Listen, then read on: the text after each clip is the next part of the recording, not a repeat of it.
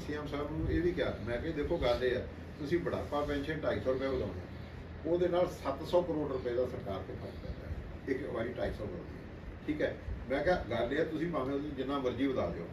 ਕਈ ਇਹ ਜਾਏਗੀ ਕਿ ਇਹ ਚੌਧਰੀ ਦੇਵੀ ਲਾਲ ਵਾਲੀ ਪੈਨਸ਼ਨ मतलब जो शुरू कर गया मतलब हमेशा ही पेंशन के तौर पर ही नाम रहेगा कि ये चौधरी देवी लाल की शुरू की पेंशन। मैं क्या ये पत्रकार पेंशन तुसी शुरू की है ਤੁਹਾਡੇ ਤੋਂ ਬਾਅਦ ਗੋ ਵਾਲਿਆਂ ने करती आदि मदद। दूसरा है कि जो पेंशन तुसी शुरू की है उस दे परिवार को पेंशन इमीडिएटली शुरू कर दी जाए। वो अज 10,000 है कल 15,000 है फिर 20,000 25,000 ताकि उस परिवार के कोई रोजी रोटी। ऐसा है कि Chandigarh and Haryana journalist union की तरफ से एक राज्य स्तरीय सम्मेलन किया जा रहा है Panchkula PWD rest house sector 1 में 15 तारीख रविवार को, और उसके साथ साथ एक राज्य स्तरीय संगोष्ठी भी की जा रही है, सेमिनार किया जा रहा है मीडिया के समक्ष चुनौतियाँ। और इसमें हम एक अंग्रेजी के वरिष्ठ जो संपादक हैं उनको अखबार को बुला रहे हैं, एक हिंदी के और एक पंजाबी के बुलाए जा रहे हैं। अंग्रेजी में हिंदुस्तान टाइम्स के जो एडिटर रमेश विनायक जी वो आएंगे, हिंदी में नरेश कौशल जी दैनिक ट्रिब्यून के एडिटर हैं वो आएंगे, और अजीत पंजाबी के जो कार्यकारी संपादक है सतनाम मानक जी वो आएंगे। इसके साथ साथ इंडियन जर्नलिस्ट यूनियन के जो राष्ट्रीय अध्यक्ष हैं वो हैदराबाद से श्रीनिवास रेड्डी जी आएंगे,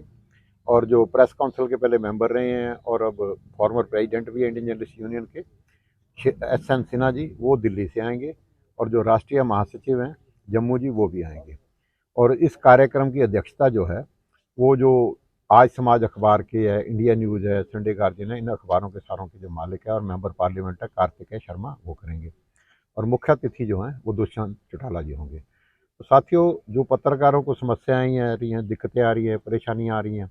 बहुत सारी उनकी मांगे हैं, इनको लेके Chandigarh and Haryana journalist union हम हमारे साथी जो बलवंत अक्षक जी साथ खड़े हैं, बाकी सारे साथी हैं जो वो लगातार प्रयासरत हैं, और उसमें काफ़ी सारी मांगे मनवाई भी हैं, मांगे सरकार ने मानी भी है, आगे भी वो प्रोसेस में भी है, उसके लिए भी लगातार हम मिल रहे हैं, और बाकी सारी साथियों के लिए भी हम लगातार डिस्कशन कर रहे हैं। इसके साथ साथ हमारा एक ये भी मानना है कि एक सच्चाई को हमें स्वीकार कर लेना चाहिए कि पहले अकेला जो प्रिंट मीडिया होता था, फिर इलेक्ट्रॉनिक मीडिया भी आया, और अब जिसको सोशल मीडिया कह देते हैं या उसको डिजिटल मीडिया कह दो, डिजिटल प्लेटफॉर्म कह दो, वेब मीडिया कह दो, तो वो भी साथी काफ़ी एक्टिव हैं और बहुत सारा उसका लगातार प्रभाव भी देखने को मिल रहा है। हमारी सरकार से यह भी मांग है कि उनके लिए भी एक प्रॉपर पॉलिसी बनाई जाए, प्रॉपर गाइडलाइन बनाई जाए, उनको एक्रीडेशन दी जाए, और जो सरकार की एडवर्टाइजमेंट की पॉलिसी है उसमें उनको भी शामिल किया जाए। सरकार लगातार उनको जैसे मीडियम अखबारों को देती है, बड़े अखबारों को विज्ञापन देती है, तो उनको भी विज्ञापन दे। सरकार का जो टारगेट है जिनको तक अपनी बात पहुंचानी चाहती है तो उनके जरिए भी बात पहुंचेगी, और उनकी भी फाइनेंशियल हालत ठीक होगी तो उनका अपने जो हैं तो सेटअप अच्छा बना सकेंगे, अच्छी कवरेज कर सकेंगे, और उसमें इम्प्रूवमेंट आएगी उनकी कवरेज में। तो इनके सब के साथियों की जो है उनको मांगों को लेके और बाकी सारी चीज़ों को लेके तो उसमें हम डिस्कस करेंगे, और हम जो कुछ सीनियर जो जर्नलिस्ट हैं प्रदेश के लगभग 10-12 उनको उस कार्यक्रम में हम सम्मानित भी करेंगे जो उनके पत्रकारिता में योगदान के लिए। वेज बोर्ड की बात को उठाऊं, बिल्कुल बात लागू ऐसा हमने ये सबसे पहले उठाई है। वेज बोर्ड जो है पहले जो पिछला लागू भी नहीं हुआ वो भी लागू किया जाए, और आगे भी इसका वेज बोर्ड भी बनाया जाए, और उसके साथ साथ जो है पहले जो था प्रेस काउंसिल, उस प्रेस काउंसिल को अब एक्सपेंड करके पहले वो उसमें ये अपना जो सोशल मीडिया या बाकी जो डिजिटल मीडिया इसको नहीं था, इसमें इलेक्ट्रॉनिक भी नहीं था, तो इसको अब मीडिया जो है ना मीडिया काउंसिल बनाया जाए, और ताकि सारे पत्रकारों की वो सही रहनुमाई कर सके और सबको प्रतिनिधित्व मिल सके। और पत्रकारों की सुरक्षा के लिए भी हम कानून बनाने की लगातार मांग कर रहे हैं कि उनको प्रोटेक्शन मिले, पत्रकारों को वो अपना दायित्व ठीक से निभा सके, और उनके काम में अगर कोई बाधा पहुंचाता है तो उसके खिलाफ प्रॉपर कार्रवाई हो सके।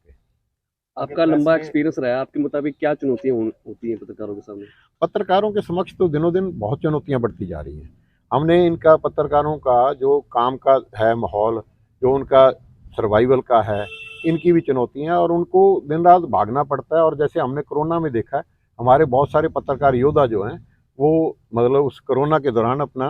जीवन नछावर कर गए इस पर। तो हमारा इनका सरकार से ये भी कहा है कि पत्रकारों को कैशलेस मेडिकल की सुविधा दी जाए, और उन्होंने स्वीकार भी किया, CM ने अनाउंसमेंट भी किया है, तो वो जल्दी लागू भी होने जा रही है, उसका प्रोसेस भी चल रहा है। और उसमें हमने ये कहा कि इनको जो 5 से आपने 10 भी करवा लिया है, लेकिन उसको जो एक्रीडेटेड और नॉन एक्रीडेटेड दोनों पे उसको लागू किया जाए, और ये जो पेंशन की स्कीम है इसमें भी सारे पत्रकारों को शामिल किया जाए। उसके लिए गाइडलाइंस और फ्रेमवर्क तैयार किया जा रहा है और वो जल्दी उम्मीद है हमारा हो जाएगा। और अब हम इसमें काफ़ी सारी चीज़ों में अचीवमेंट कर ली है और बाकियों में भी करेंगे। हमारा ये भी एक मांग है कि जैसे एमएलए एमपी का टोल पे कोई टोल टैक्स नहीं लगता, तो पत्रकारों को भी उसी तरह की टोल टैक्स पे सुविधा दी जाए, चाहे वो नेशनल हाईवे के चाहे वो किसी भी स्टेट हाईवे के। क्या लगता है चुनावी वर्ष है, सरकार मांगे पूरी करेगी? देखो, इस बात का तो श्रेय सरकार को जाता है कि पूरे देश में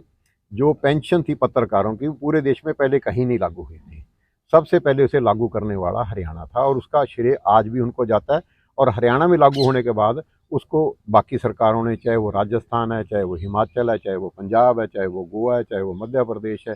चाहे बिहार है, चाहे छत्तीसगढ़ है, बाकी राज्यों ने हरियाणा का अनुसरण किया। और जो भी कोई जेन्युइन डिमांड हमने की है उनको सामने हम एक्सप्लेन करने में सफल रहे, उनको समझाने में सफल रहे कि ये जेन्युइन है और इसमें सरकार पे ज़्यादा बोझ नहीं आएगा, लेकिन पत्रकार वर्ग का उसमें हित है और समाज होगा। और हमें उम्मीद ही नहीं, पूरा विश्वास है कि जल्दी भी बाकी सारी जेन्युइन जितनी भी हमारी मांगे हैं वो जल्दी ही पूरी हो जाएंगी। थैंक यू जी। Thank you.